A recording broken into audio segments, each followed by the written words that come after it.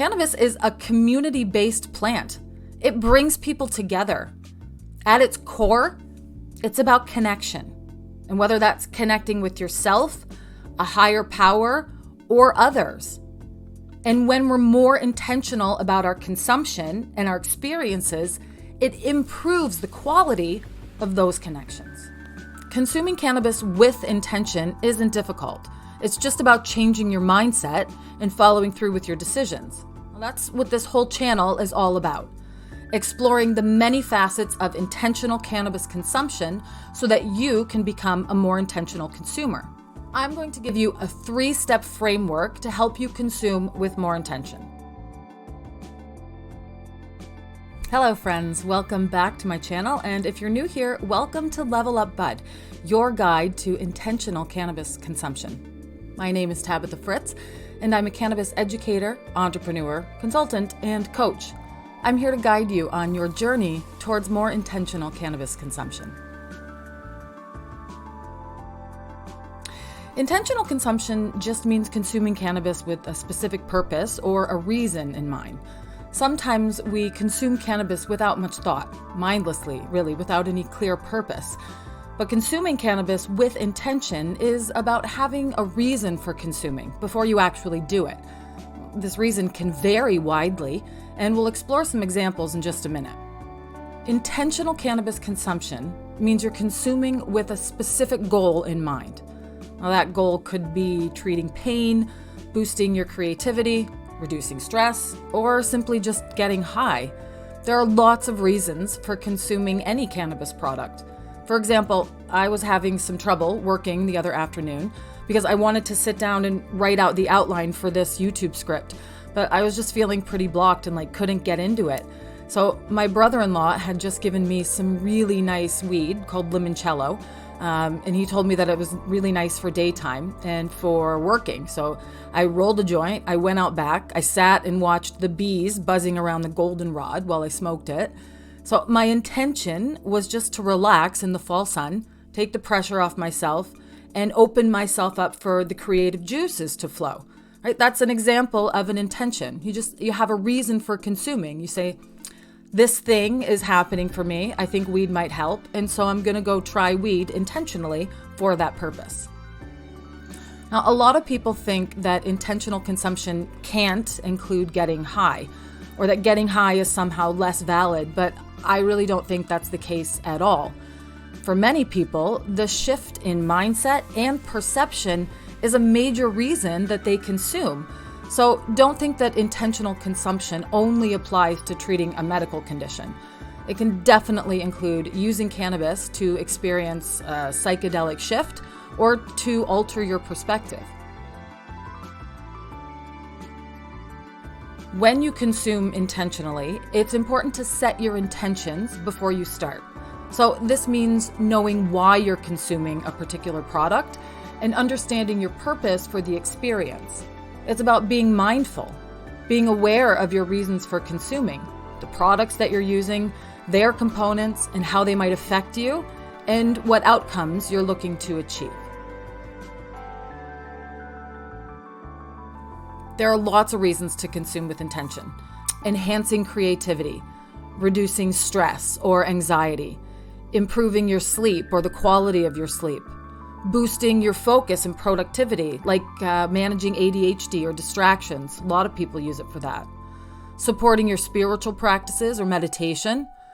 It could be changing your mindset or perspective, and certainly managing pain or other medical or therapeutic symptoms, right? This is like a really short list, but there are countless other reasons that people consume cannabis. When we consume with intention, it allows us to become more mindful and more self-aware. Cannabis is a really powerful tool for wellness because it allows us to shift and transform across various dimensions. Think about it. It's physical, emotional, mental, spiritual, and social. All these aspects of being human are affected by cannabis consumption. And for many people, the whole point of consuming cannabis is to change how you feel, or to see things differently, or to get a new perspective. This happens across the many dimensions of who we are as humans, from physical changes like getting red eyes to mental changes like becoming more tired, or emotional changes like getting more relaxed, to social aspects like using cannabis as a social lubricant to help ease your social anxiety. Now, not for everyone, certainly, right? We don't want to make huge swathing generalizations, but for some people, it's easy to fall into mindless consumption. When we consume cannabis without awareness, mindlessly or without intention, we can fall into patterns of overuse. And that can potentially lead to a dependency where you're just using weed every day just to do your daily activities. Mindless consumption can also reduce the effectiveness of cannabis over time, right? As your tolerance builds and you need more of it just to achieve the same effects. It's like with alcohol or prescriptions or recreational drugs.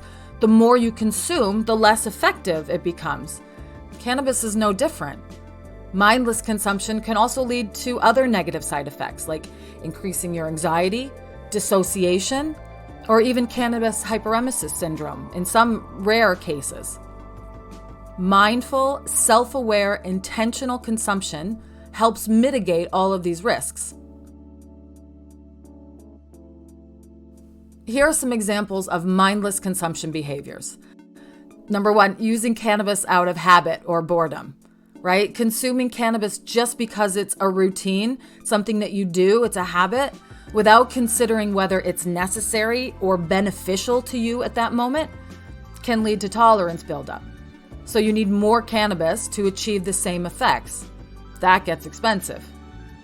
It can also reduce the effectiveness of cannabis when you genuinely need it to relax or to feel more creative. Here's another example. Consuming cannabis just because others around you are doing it in that moment, without considering whether it's actually the right choice for you at that time, can lead to experiences that aren't aligned with what you need or what you want. And that can make you feel more anxious, awkward, and more disconnected from the group than if you just said, no thanks, I don't feel like it right now.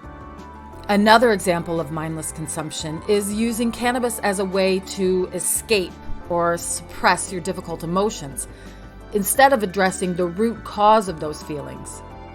When we use cannabis as a coping mechanism so we can avoid confronting things like stress, sadness, or anger, it can keep us from genuinely reflecting on those causes and then healing from them and then ultimately growing. You do this enough times and it leads to having to depend on cannabis to manage your emotions, which over time is probably going to exacerbate underlying issues like anxiety, depression, or unresolved trauma. So instead of offering a solution, this type of consumption can create a cycle where the underlying problems remain unaddressed and probably get worse. Consuming cannabis with intention isn't difficult. It's just about changing your mindset and following through with your decisions. Basically, it just means setting intentions before you consume. It means thinking about why you're consuming and making sure you have a specific reason and a desired outcome in mind. It's not hard, it's just a matter of doing it. Like with most stuff, honestly. So I'm going to give you a 3-step framework to help you consume with more intention. If this video has resonated with you so far, then maybe it's something that you want to give a try. Now, the steps in this framework are easy to remember if you think of set, setting, substance. Okay, so I'll explain what each of those mean as we go through the steps. Step 1 is set. Now, by set, we're referring to our mindset, which is our mood and our expectations going into this experience. In this step, you want to think about why you're consuming and what you're looking to achieve. Why are you consuming weed now? What outcome are you looking for from the experience? Are you trying to relax and sleep better? Maybe connect with your partner on a deeper level. Tap into your creativity, like I was doing. When you're aware of your reasons for consuming, you can make more informed choices in the next 2 steps. Step 2 is setting. So you want to choose the right environment for your session, like deliberately. Thinking about how the environment in which you're consuming affects you, either while you're consuming, while you're altered in some way, or afterwards, when you're integrating the effects of the experience. Where are you? Who's around you? What time of day is it? Are you inside or outside? How do you feel about your surroundings? Okay, the environment should align with your desired outcome. For instance, if you're consuming to relax and reduce your anxiety, you'll want to be in a calm place, like home, and not in a busy downtown area, for example. Right? You might need to adjust your environment so that it matches the outcome you're seeking. You might go to a quiet park or a friend's place rather than staying in a really busy public space. Step 3 is substance. Now, this refers to the dosage, both of all the cannabinoids and of all the terpenes, and the method of consumption that you choose. So you want to make sure that the product you're consuming aligns with your desired outcome. For example, if you're looking to feel a bit more creative, you might not want to consume a heavy concentrate with high THC. Okay, instead you could choose a product with a balanced THC to CBD ratio, or one with uplifting minor cannabinoids like CBG or CBC. You might also want to consider the terpene profile. If you're aiming to reduce anxiety, you might avoid a product high in limonene, which can be known to produce anxiety in some consumers. Instead, use something maybe with more linalool, which is known for its relaxing properties. Over time, your consumption experiences will evolve, right? You'll change, things will change. You'll start to get a better sense of which products work best for you for specific outcomes. And you'll start to know exactly how to use them. But in the beginning, it can be very helpful to keep track of your experiences, so you can reflect on what worked and what didn't work. This can be extra helpful for anyone with a monthly hormonal cycle, right? Women or people who have female hormones. Men have a 24-hour hormone cycle, but a female hormone cycle goes across 28 days on average. Now, because of this, what works 1 week very well may not work at all the same way 2 weeks later.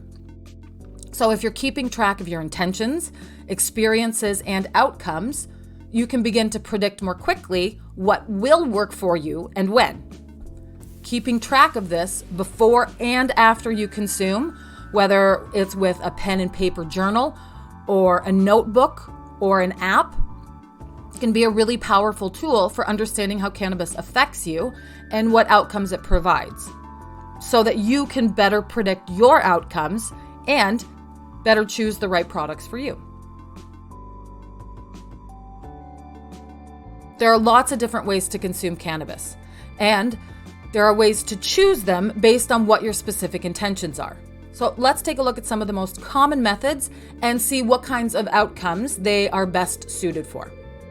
Smoking means inhaling the smoke from burning cannabis flower. And usually we do this through a joint, a pipe, or a bong. Now, the effects kick in almost immediately, right? Like within seconds. And this makes it super easy to control your dosage because you're able to notice very quickly how it's affecting you. So you know, oh, okay, I've reached the effects I'm looking for. I can stop consuming now. So here are some times that you might want to use smoking as your consumption method based on the outcomes you're looking to achieve. Relaxing, right? Smoking gives you fast-acting relief, usually within seconds, which is great when you got home after a shit day and you really need to unwind like fast. Smoking often is a social activity. Sharing a joint with your friends can make you feel more connected with each other, and it can help everyone relax and enjoy being together. And if you're looking for a quick burst of inspiration, smoking is your go-to. The effects come on fast, so you can get through creative blocks and explore new ideas. See things from a new perspective. Now, vaping is like smoking, but instead of inhaling smoke, you're inhaling vaporized cannabis concentrate or flower.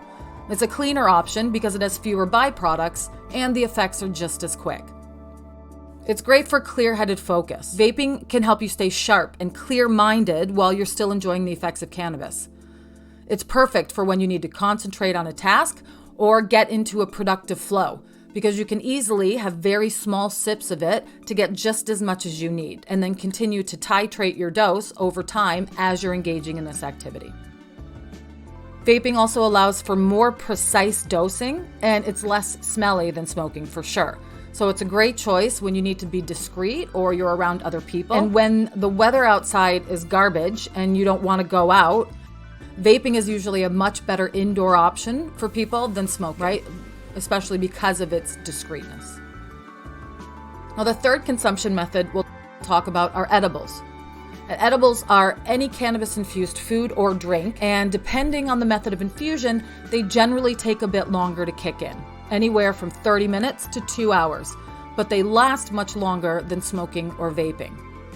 So if you're looking for extended relief or pain management, edibles can really be your best friend here. They're especially effective for things like menstrual cramps or chronic pain because they keep working for hours.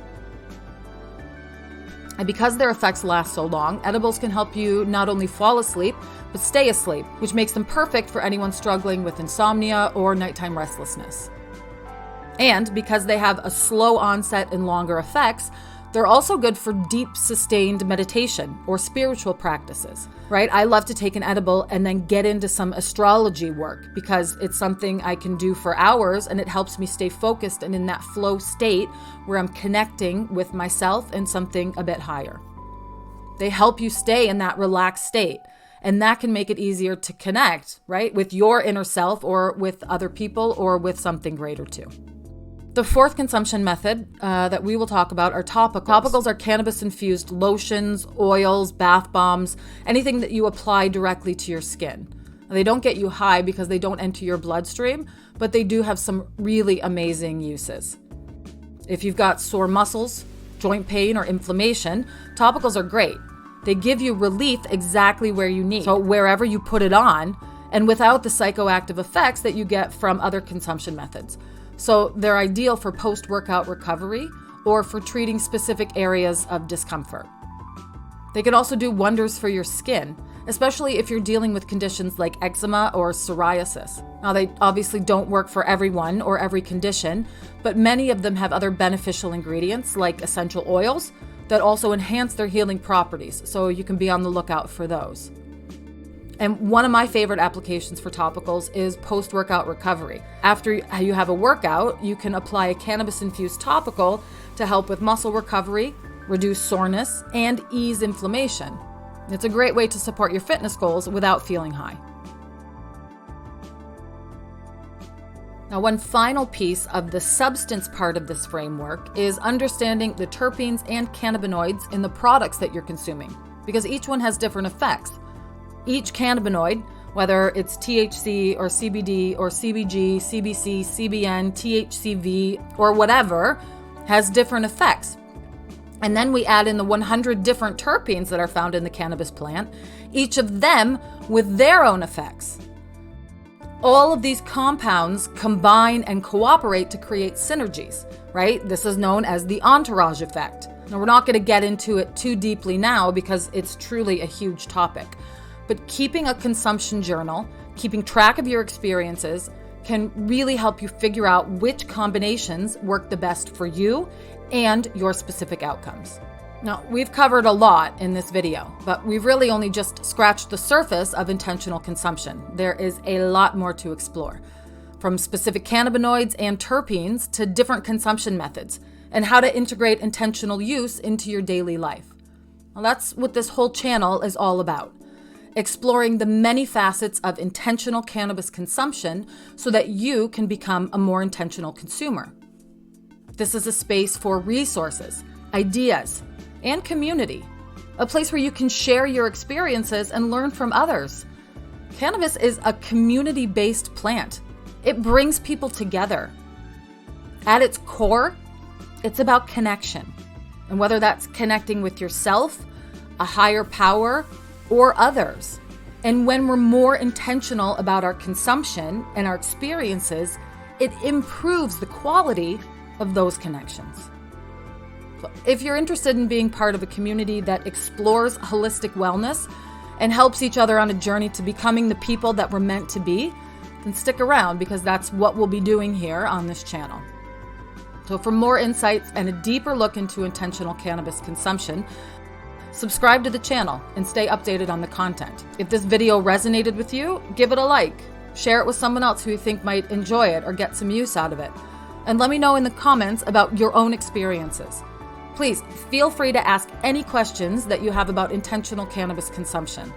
I'm really here to create the best content for you and for this community of intentional consumers around the world.